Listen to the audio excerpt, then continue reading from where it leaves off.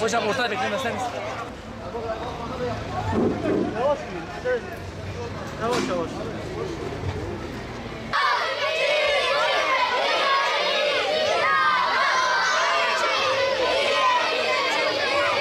عسكري عزلاتي مهيدين وانا عسكري عزلاتي مهيدين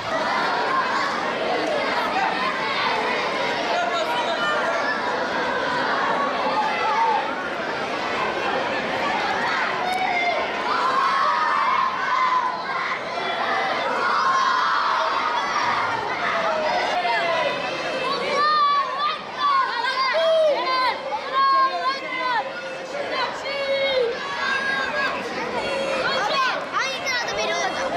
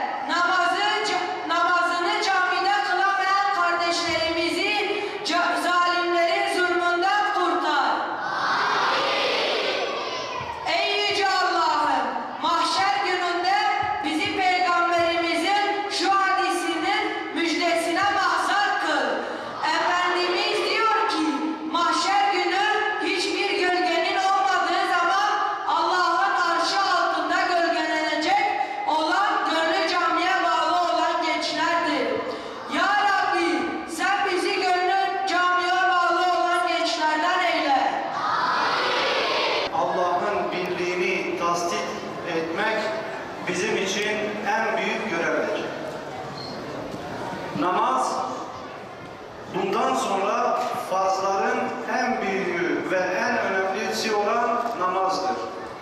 Namaz, imanın alametidir, kalbin nurudur, ruhun kuvvetidir, müminin miracıdır.